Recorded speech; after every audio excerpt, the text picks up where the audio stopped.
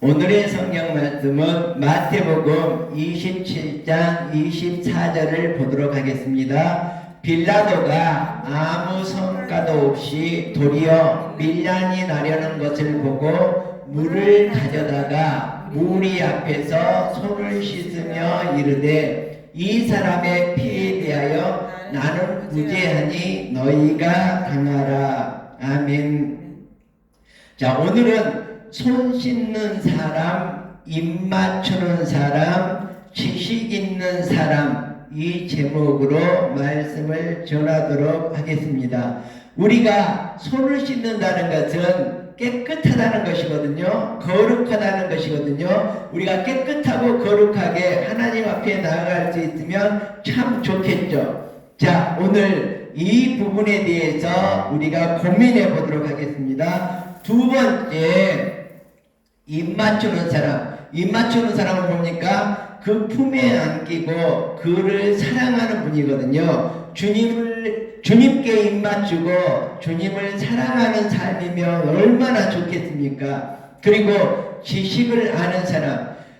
하나님을 아는 지식을 아는 것이 지혜의 근본이라고 했는데, 하나님을 아는 지식을 충만하게 갖고 있으면 얼마나 우리가 하나님 앞에 올바르고 바른 사람이겠습니까? 오늘 이 세 가지의 부류의 사람들에 대해서 우리가 신앙적으로 살펴보도록 하겠습니다. 우리가 이 사람을 살펴볼 때 이 사람들과는 대조도 안 될 정도로 우리 정말 설교 시간에 여러 가지 우리의 입을 통해서 회자되고 있는 나쁜 사람이 있습니다. 그 사람을 한번 보도록 하겠습니다. 마태복음 26장 33절을 보도록 하겠습니다.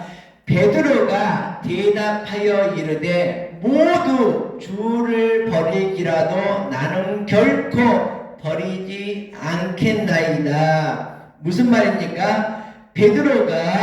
베드로가 주는 그리스도시요 살아계신 하나님의 아들입니다. 이런 신앙 고백을 하고 난 다음에 한 말이죠. 예수께서 말씀하시되 내가 진실로 너에게 이르노니 오늘 밤 다 울기 전에 너가 3번 나를 부인하리라. 이렇게 말합니다. 그러자 베드로가 다시 어떻게 얘기합니까? 내가 주님과 함께 죽을지언정 주를 부인하지 않겠나이다. 이렇게 말씀을 하게 되죠.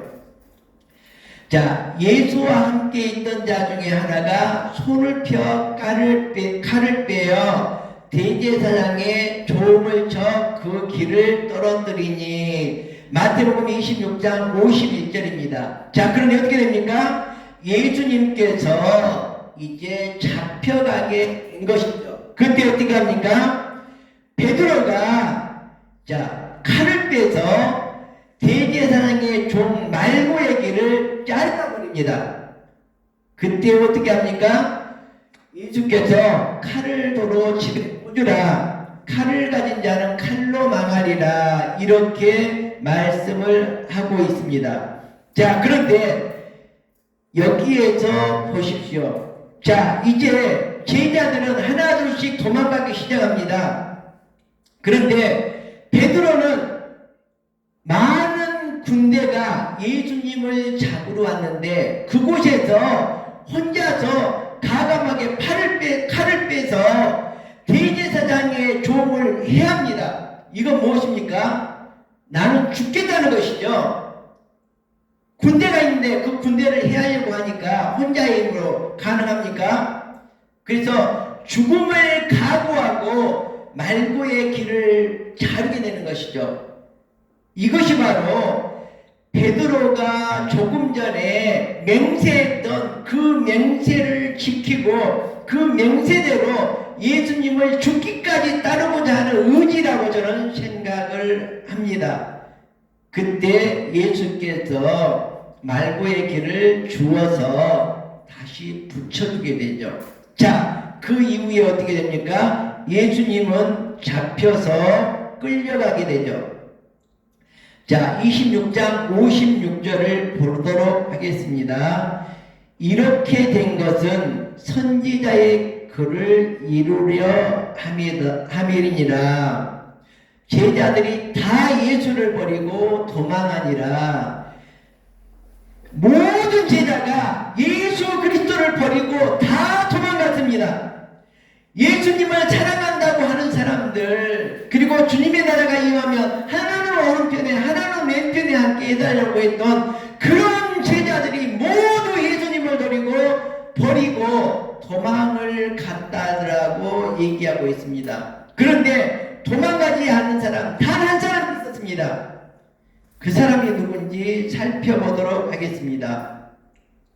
모두가 자기의 유익을 위해서, 자기의 안전을 위해서 가서 잠이라자고 자기의 유익 쾌락을 쫓아서 쫓아갔지만 바로 단 한 사람 베드로만이 예수님을 버리지 않고 어떻게 합니까? 예수를 잡은 자들이 그를 끌고 대제사장 가야바에게로 가니 거기 서기관과 장로들이 모여있는 그 소굴로 베드로가 들어간 것입니다.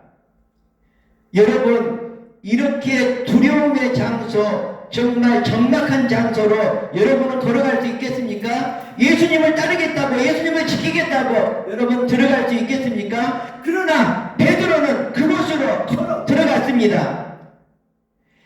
베드로가 멀찍이 예수를 따라 대제사장의 집들에까지 가서 그 결말을 보려고 안에 들어가 하인들과 함께 앉아 있더라. 이렇게 기록을 하고 있습니다. 모두가 두려워서, 모두가 자기의 안위를 위해서 예수 그리스도를 버리고 다 도망갔지만 바로 베드로는 의리를 지키기 위해서, 믿음을 지키기 위해서, 죽기까지 예수님을 지켜주고 따르기 위해서 바로 그곳에 갔던 것입니다. 베드로가 바깥들에 앉았더니 한 여종이 나와서 이르되 너도 갈릴리 사람이라 예수와 함께 있었도다. 이렇게 하니까 베드로가 여기서 실수를 하게 되는 것이죠. 자, 첫 번째 실수입니다. 베드로가 모든 사람 앞에서 부인하여 이르되 나는 뭐가 무슨 말을 하는지 도저히 알지 못하겠노라 하면서 죄송합니다. 자, 첫 번째 예수님을 부인하게 되죠. 첫 번째 예수님을 배반하게 됩니다. 안문까지 나아가니 다른 여종이 또 그를 보고 거기 있는 사람들에게 말하되 이 사람은 나사렛 예수와 함께 있었도다 하며 베드로가 이번에는 맹세하고 또 부인하여 이르되 나는 그 사람을 도저히 알지 못하노라. 이렇게 두 번째 부인을 하게 됩니다. 두 번째 배반을 하게 됩니다. 자, 저는 베드로가 여기서 도저히 배반하지 않아도 된다고 생각합니다. 그냥 다른 데가라고 똑같이 도망가서 잠이나 굴고 자고 있고 고기나 잡고 있고 그러면 너무 좋지 않습니까? 근데 뭐 때문에 두려움을 느끼면서 대제사장의 뜰에 와가지고 그 두려움 속에서 이런 부인을 하게 됩니까? 바로 예수님을 따르기 위해서, 목숨까지 바치고 따르기 위해서, 예수님을 믿고 정말 그를 의지하기 위해서 이렇게 하는 것이지 않습니까? 여러분 베드로처럼 할 수 있습니까? 조금 후에 곁에 섰던 사람들이 나와서 베드로에게 또 이르되 너도 진실로 그 도당이라 너의 말소리가 그를 표명한다 하거늘.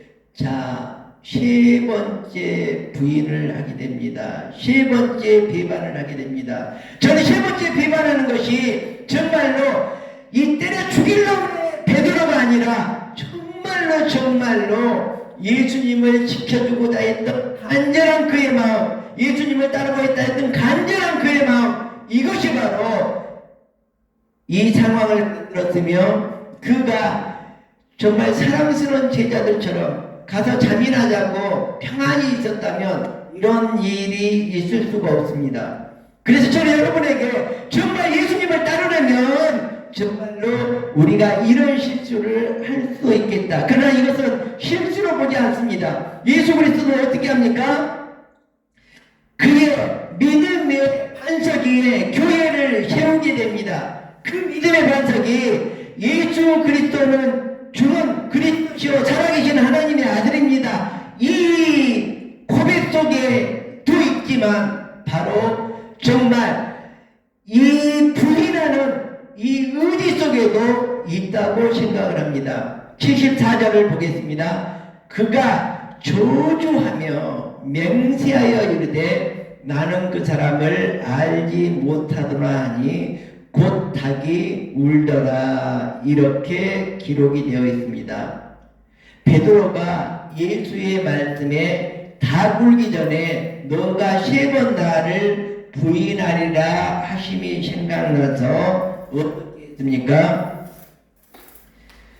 우리들의 진정한 모습 바로 베드로에게서 찾아야 된다고 생각을 합니다.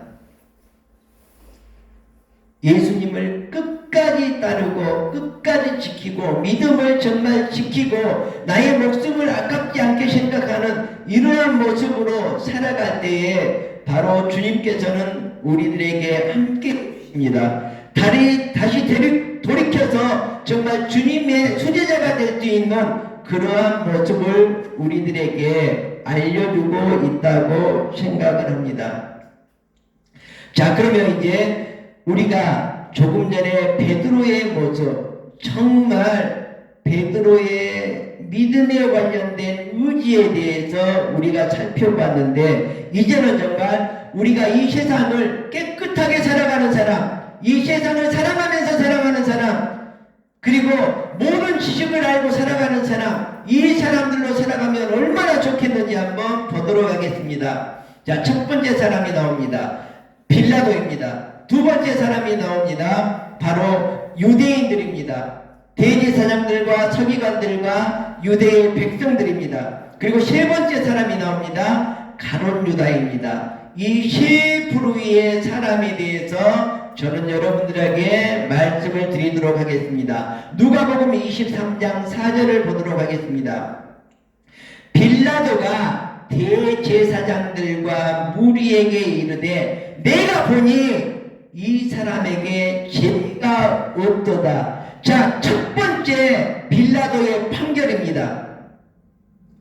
첫 번째 빌라도의 판결입니다. 우리나라는 상심제지 않습니까? 지방법원, 고등법원, 대법원 이렇게 판결을 내리지 않습니까? 그렇게 생각한다. 물론 이제 빌라도이기 때문에 대법원이라고 보면 되지만 정말 이 상심제에 의해서 예수 그리스도를 판결하게 됩니다. 첫 번째 판결입니다. 이 사람에게 죄가 없도다. 판결문 땡땡땡 두드렸습니다.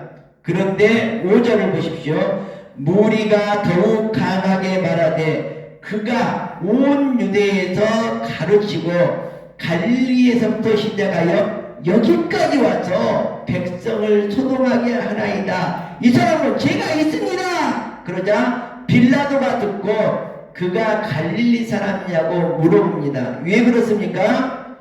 많은 무리들이 군중심리에 의해서 예수 그리스도를 죽이라고 외치니까 어떻게 합니까? 예수 그리스도를 살리기 위한 하나의 방안을 마련한 거죠. 그게 무엇입니까? 바로 갈릴리를 도입을 시키는 거죠. 갈릴리는 뭡니까? 바로 예루살렘이 근처죠. 예루살렘에 가난하고 있는 왕이 누구입니까? 헤롯왕이죠. 그래서 헤롯왕이 다스리고 있는 지역인 줄 알고 빌라도는 헤롯에게 예수 그리스도를 보내서 그곳에서 판결을 해서 예수 그리스도가 죽임을 당하지 않도록 하기 위함이었죠. 그래서 헤롯에게 예수님을 보내게 됩니다. 그러자 헤롯이 어떻게 됩니까? 예수님을 보고 매우 기뻐했습니다. 왜 기뻐했습니까? 소문을 들었기 때문이죠. 예수님이 기적을 행했었죠. 자, 눈먼 자를 눈을 보게 하고 앉은 자를 일어나게 하고 소경을 고치면서 정말 병든 자를 낫게 하고 정말 귀신 들린 자를 귀신을 쫓아낸 이런 모든 기적들을 들었죠. 그래서 예수가 헤로당 앞에서 이런 이적들을 행해보면 참 멋지겠다. 한번 구경이나 해보자. 그래서 헤롯이 예수님을 보고 매우 기뻐했는데 결과는 뭡니까? 여러 가지로 충고를 했지만 아무 대답도 하지 않고 이적도 행하지 않았죠. 그래서 어떻게 돼요? 헤롯은 예수님을 잘 신문하고 조사해서 어떻게 됩니까? 자, 대제사장들과 서기관들이 힘써서 서서 헤롯왕에게 예수는 죽이라고 예수의 제명을 고발합니다. 그러자 어떻게 합니까? 헤롯이 군인들과 함께 예수를 업신여기긴 하지만 예수에게서 아무런 죄도 찾지 못했죠. 그래서 어떻게 합니까? 예수가 유대인의 왕이라고 했던 그것만 업신여기고 희롱하게 되죠. 그래서 어떻게 합니까? 내가 왕인데 너가 왕이라고 그랬지. 그거 이외에는 아무런 관심이 없는 겁니다. 그래서 그래 너가 왕이라고 그랬으니까 희롱을 하는 거죠. 업신여기는 거죠. 그래 너가 왕이라고 했으니까 내가 왕의 옷을 입혀주마. 그래서 헤롯왕이 왕의 옷을 예수님에게 입혀서 다시 어떻게 합니까? 이 사람은 죄가 없습니다. 죽일 죄를 저지르지 않아서 나는 판결을 못하겠습니다 하고 어떻게 합니까? 빌라도에게 다시 보내게 됩니다. 자, 그렇죠. 여기에서 헤롯과 빌라도가 원래는 원수였는데 이제 지금 마음이 똑같아져서 자, 친구처럼 된 거죠. 뭐예요? 바로 예수 그리스도를 죽이지 않으려는, 예수 그리스도에게는 죄가 없다는 이것이 공통점이 된 거예요. 그래서 어떻게 합니까? 다시 헤롯이 빛난 옷, 왕의 옷을 입혀서 빌라도에게 다시 예수님을 넘겨버리게 되죠. 그래서 빌라도가 대제사장들과 관리들과 백성을 불러 모았습니다. 그리고 말합니다. 너희가 이 사람이 백성을 미혹하는 자라 하여 내가 끌고 왔다. 그런데 봐라, 내가 너희 앞에서 신문하고 조사하였는데 너희가 고발하는 일에 대하여 이 사람에게서 죄를 찾지 못하였다 하고 두 번째 판결을 내립니다. 우리나라로 말하자면 이제 그 지방법원에서 고등법원에서도 다시 죄가 없다고 두 번 판결을 내리는 것입니다. 자, 그리고 또 빌라도가 얘기합니다. 내가 조사를 했는데 그렇고 헤롯도 조사를 했는데 그 사람이 죄가 없다고 도로 나에게 보냈다. 보라, 그가 행한 일에는 헤롯왕도 마찬가지고 총독인 빌라도 나도 마찬가지로 죽일 일이 전혀 없느니라. 이렇게 두 번째 판결을 내립니다. 자, 그러자 어떻게 합니까? 자, 그래서 나는 너희들이 그렇게 죄가 있다고 하니까 나는 죄를 발견하지 못했는데 그러면 그냥 몇 대 때리고 내보내겠다. 그러자 18절을 보면 무리가 일제히 소리질러 이르되 이 사람을 없이하고 바라바를 우리에게 놓아주라 하소서. 이렇게 합니다. 그런데 이 바라바는 누굽니까? 성중에서 일어난 밀람과 살인으로 말미암아 옥에 갇혀 있는 흉악한 죄인입니다. 사람을 죽인 살인마입니다. 그런데 지금 이 유식한 사람들, 지식을 알고 있는 이 사람들, 대제사장들과 서기관들과 유대인들이죠. 이 사람들 뭐라고 합니까? 사람을 죽인 흉악한 범죄는, 죄인은 용서하는 것이거든요. 그리고 뭡니까? 죄 없는 예수 그리스도를 십자가에 못 박혀 죽이라고 외치고 있는 것입니다. 그런데 예수 시대에만 그렇습니까? 지금 우리 세상도 마찬가지입니다. 지금도 똑같습니다. 어떻게 보면 사람을 죽인 자는 죄가 없다고 용서하라고 지금 우리 국민들은, 우리 군중도 내치고 있고, 그리고 죄가 없는, 정말 단돈 10원도 다른 사람 돈을 떼어먹지 않는, 단돈 10원도 국가의 돈을 허비하지 않는 그런 사람들을 오게 가둬서 정말 가둬놓고 무참히 짓밟는 게 지금 현재 우리 사회의 모습이라고 볼 수가 있습니다. 그래서 빌라도가 예수를 놓아주고자 하여서 다시 그들에게 말합니다. 그런데 그들은 뭡니까? 소리질러 이르되 그를 십자가에 못 박게 하소서, 십자가에 못 박게 하소서, 십자가에 못 박게 하소서, 이렇게 외치고 있습니다. 빌라도가 세 번째, 이제 대법원 판결을 내리는 겁니다. 빌라도가 세 번째 말하되 23장 22절입니다. 이 사람이 무슨 악한 일을 하였느냐? 나는 그에게서 죽일 죄를 찾지 못하였나니 때려서 놓으리라. 그들이 더 큰 소리로 재촉하여 십자가에 못 박기를 구하고 있습니다. 그런데 결국은 뭐예요?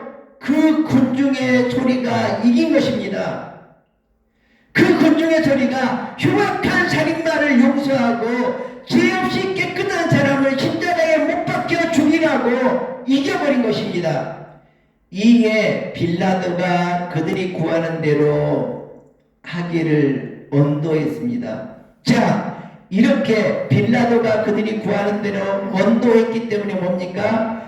전 세계의 모든 인류들이 정말 사도신경을 암송하면서 예수 그리스도가 죽게 된 것은 본디오 빌라도에게 고난을 받아서 죽게 된 것이라고, 본디오 빌라도는 예수 그리스도를 죽인 원흉이라고 이렇게 얘기를 하고 있습니다. 자, 그런데 빌라도의 참모습을 보십시오. 그들이 요구하는 자 곧 밀란과 살인으로 말미암아서 옥에 갇힌 자를 낳아주고 예수를 넘겨주어 그들의 뜻대로 하게 하니라. 자, 그런데 이 빌라도에게 어떤 일이 있었는지 다시 한번 마태복음 27장 19절에서 보도록 하겠습니다.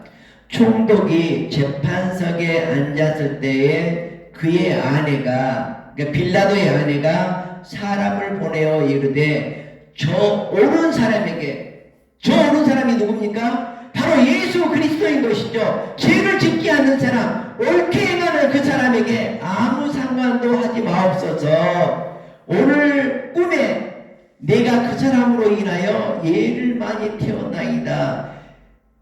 자, 지금도 마찬가지지만 정말 세상은 남자가 다스리지만 남자를 다스리는 건 여자라고 했습니다. 네, 빌라도가 세상을 다스리고 있지만 빌라도를 다스리는 것은 그의 아내였지 않을까 이렇게 생각을 합니다. 그래서 그의 아내가 빌라도에게 이렇게 지시를 하는 거고 요청을 하는 것입니다. 대제사장들과 장로들이 무리를 권하여 바라바를 용서하고 내어달라 하고 예수 그리스도를 십자가에 못 박혀 죽으라고 이렇게 외치고 있습니다. 그러자 총독이 대답하여 이르되 둘 중에 누구를 너희에게 도와주기를 원하느냐? 이르되 바라바소이다. 빌라도가 이르되 그러면 그리스도라는 예수를 내가 어떻게 하랴? 그들이 이르되 십자가에 못 박혀야 하겠나이다. 빌라도가 이르되 어찌미냐? 무슨 악한 일을 하였느냐? 그들이 더욱 소리질러 이르되 십자가에 못 박아야 하겠나이다. 빌라도가 아무 성과도 없이 도리어 밀란이 나려는 것을 보고 물을 가져다가 무리 앞에서 손을 씻으며 이르되 이 사람의 피에 대하여 나는 무죄하니 너희가 당하라. 자, 빌라도가 대야에다가 물을 떠와서 나는 깨끗하다 하고 손을 10번을 씻은들 100번을 씻은들 지금 온 인류에게 전파되고 있는 예수 그리스도를 십자가에 못 박힌 원흉이라는 이 역사적인 오명을 벗을 수 있다고 생각합니까? 우리 사회도 마찬가지입니다. 지금 이렇게 엉터리로 세상을 판단하고 엉터리로 이끌어가고 있는 지도자들이 있는데 이들이 뭐라고 합니까? 나는 깨끗하다. 그리고 대야에 가지고 손을 씻고 있습니다. 그리고 우리 군중들은, 우리 국민들은 그들이 옳다고 환호하고 박수치고 잘했다고 칭찬하고 있습니다. 이것이 바로 우리 사회의 현상이라고 볼 수가 있습니다. 자, 다음으로 두 번째로 유대인들에 대해서 살펴보도록 하겠습니다. 조금 전에 제가 뭐라고 말씀했습니까? 조금 전에 성경 말씀에 바로 이 유대인들이 대제사장들과 서기관들, 성경에 능통한 사람이죠. 지식을 알고 있는 사람들이죠. 이 사람이 뭐라고 했습니까? 이 사람들이 그쵸, 흉악한 살인마, 죄인을 용서하고 죄 없고 깨끗하고 옳은 일만 하는 그 사람을 십자가에 못 박으라고 외친 그 사람들입니다. 지금 이 사회의 지식인들도 이 대제사장들과 서기관들과 유대 백성들처럼 그렇게 엉터리로 외치고 있지 않는지 다시 한번 생각을 해봐야 될 것입니다.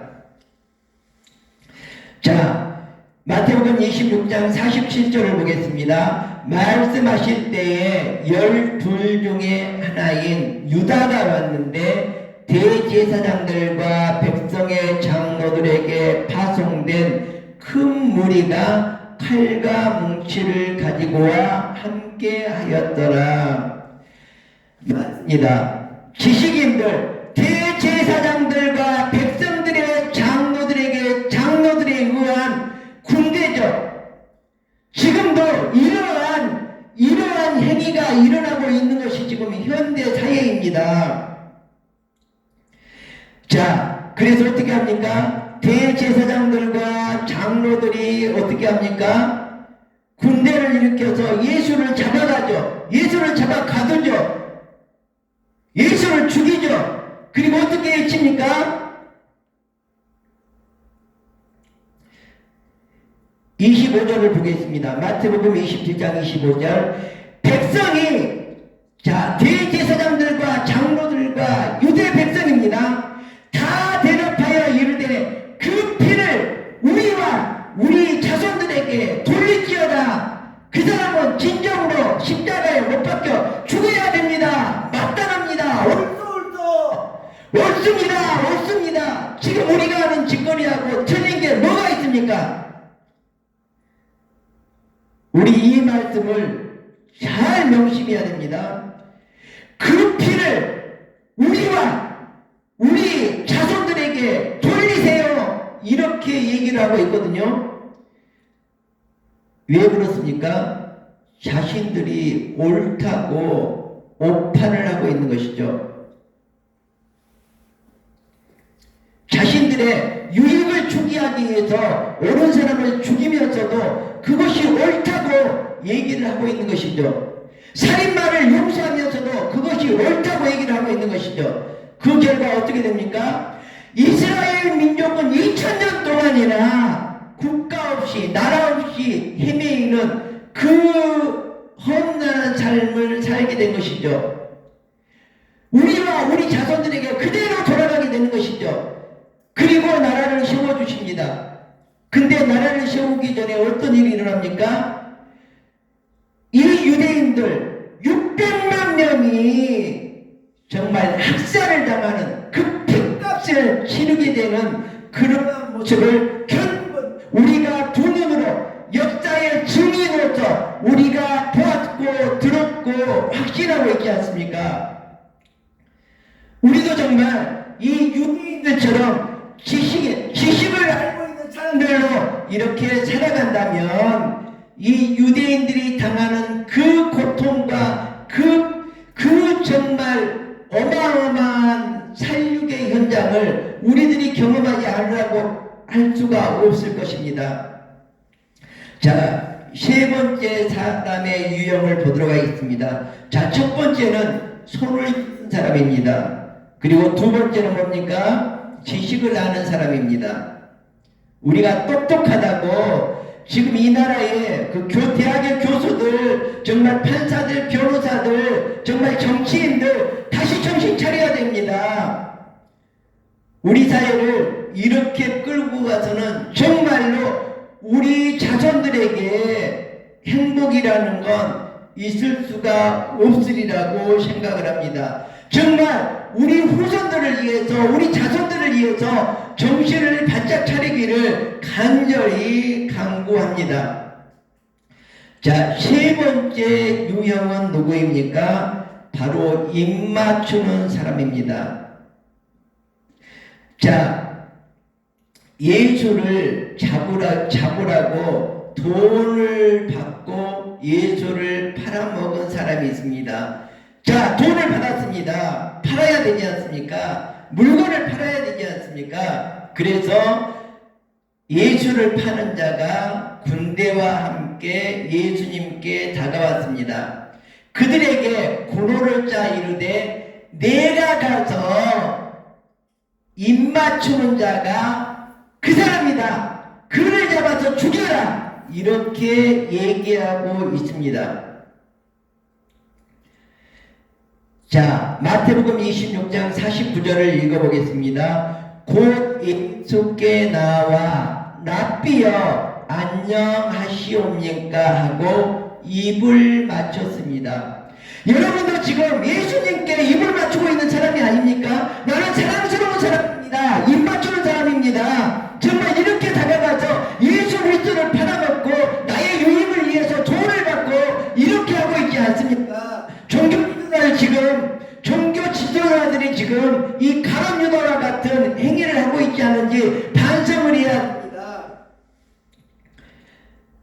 지금도 우리 종교 지도자는 랍비여 안녕하시옵나이까 입을 맞춥니다. 저는 사랑합니다. 그렇게 많은 신앙인들 앞에서 쇼를 벌이고 있는 것입니다. 돈 30조를 챙기기 위해서 쇼를 벌이고 있는 것이죠. 우리 종교 지도자들 잘 명심하시기 바랍니다.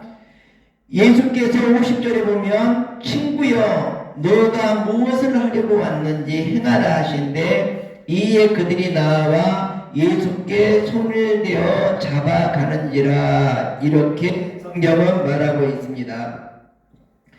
자, 저는 가룟 유다의 이 모습에서 어떤 모습을 봅니까? 여기 손을 씻는 사람, 본디오 빌라도도 깨끗하고 싶어 했거든요. 자기는 깨끗하다 그랬거든요. 자기는 예수 그리스도를 죽이지 않는다고 했거든요. 그리고 유대인들은 어떻게 했습니까? 두 번째, 지식을 아는 사람이라고 그랬거든요. 자기들이 바르라 그랬거든요. 바르다, 그런 말을 아무리 바르다고 하더라도, 자, 그리고 가룟 유다도 예수님을 판다고 보기보다는 가서 사랑한다고, 랍비여 안녕하십니까? 사랑합니다. 입맞춥니다. 이것이 바로 가룟 유다였거든요. 근데 가룟 유다의 마음도 똑같았을 겁니다. 대제사장과 서기관들과 유대인들과 그 다음에 본디오 빌라도처럼 똑같을 것이었을 겁니다. 왜냐하면 가룟 유다는 3년 동안 예수님을 추종했던 제자입니다.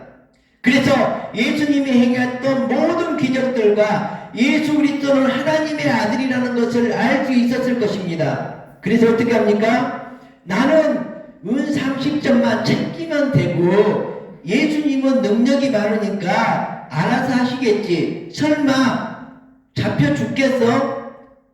기적을 행하시는 분인데, 그래서 예수 그리스도를 진짜 죽이려고 넘겨준 게 아니라 어떻게 보면 자기의 유익을 위해서 예수님을 이용한 것 뿐이죠. 근데 그 결과는 어떻습니까? 정말로 성경에 보면 태어나지 않았으면 좋았을 뻔했던 그런 사람이 되어버리고 말았습니다. 우리가 이제 다시 정리하겠습니다. 우리가 손 씻는 사람으로 아무리 손을 씻어 보십시오. 우리가 지식을 아는 사람으로 아무리 배워 보십시오. 입 맞추는 사람으로 아무리 사랑해 보십시오. 그것이 바로 베드로가 3번이나 부인하고 예수님을 배반했던 것보다 더 낫습니까? 저는 절대로 그렇지 않다고 생각합니다. 저는 본디오 빌라도와 같은 그렇게 깨끗하게 살고 싶지 않습니다. 대제사장들과 서기관들처럼 지식을 소유한 지식을 아는 사람으로 살고 싶지 않습니다. 그리고 가룟 유다처럼 예수님께 입맞추면서 이웃을 사랑한다고 정말 표명하는 그런 사람들처럼 살아가고 싶지 않습니다.